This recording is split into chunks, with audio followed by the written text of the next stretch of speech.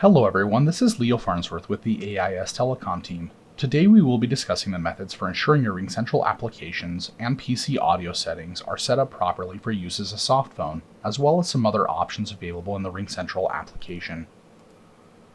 From the RingCentral application, I have the ability to click on the settings icon. As I click on the settings icon, I will be given an option for notifications and sounds. As I scroll to the bottom of notifications and sounds, I have the ability to set the default audio sources for my RingCentral application. I want to ensure that this is set properly to the headset that I am using for my computer. I also have the ability to control this from within my PC audio settings. I can choose my default input and output devices. If I were to come under my sound options and go to the app volume and device preferences, I also have the ability to come in here and set a specific device for my application. In my case, I have a set of headphones. I'm going to go ahead and set those headphones as my default.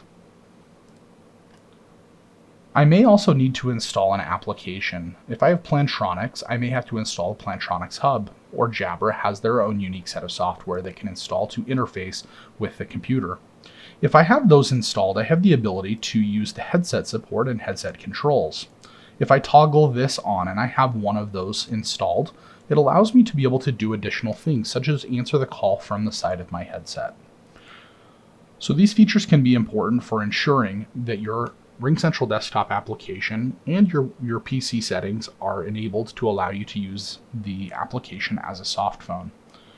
Let's move on for just a minute. I wanted to cover a couple of other options. As we're clicked into the settings icon here, I have some additional options. You'll notice I have some sound notification options to choose how notifications are delivered to me for messages and incoming calls, for example. I also have the ability to set a theme. I like to change mine over into dark mode. It's just a matter of personal preference. I'm going to go ahead and do that now. I can control my message and video default settings. We mentioned in a different training the ability to sync contacts and calendars. Those can be done from here. I also have the ability to click on my phone icon and change some options for my phone. The key one that I wanted to point out here is the emergency service address. As you move between home and work offices, it may be necessary to update this emergency address so that if you were to dial 911 out of the RingCentral application, that the emergency operator is provided with the correct physical address for where I'm located at. So I can edit that from right here. I can also modify other extension settings by clicking Edit under Extension Settings. As I click Edit under Extension Settings, it's going to open up a web page, and it's going to sign me into my RingCentral account on that web page. Let me go ahead and pull that web page over here so that you can see that now. So as I click on the extension settings, I have the ability to control some additional things. The key one that I wanted to show you here is under Messages.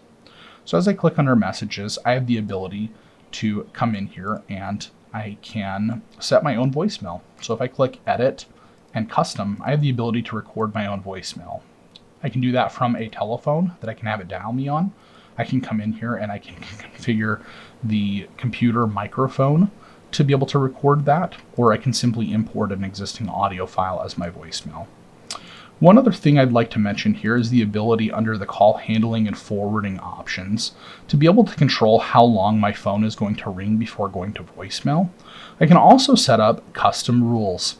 So custom rules allow me to come in here and create a forward of my telephone calls to a voicemail or to another person.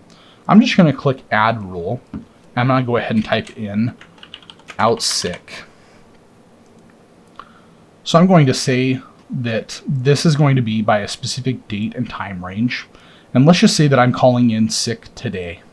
I'm going to go ahead and enter in that I will be out until tomorrow. During that time frame, I have the ability to change how my calls forward. I can select if I wanted to take a message only, to just play an announcement and then disconnect the call, or to do an unconditional forwarding, and this could be to a 10-digit telephone number. I could enter in another RingCentral extension number, so I can put in somebody's 10-digit telephone number for RingCentral into this. Once I've done this, I can go ahead and click Save. I'm going to just go ahead and put in a phone number here.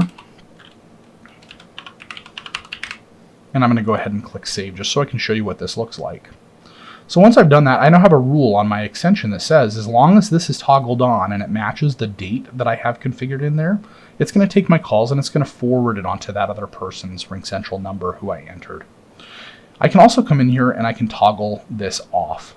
So if I don't want that rule to be applied, I can do that. But this makes it easy, so if you ever had to call out sick, you or the administrator would have the capability of being able to come in and toggle this on and edit the existing rule to be able to change that date that I'm out sick for.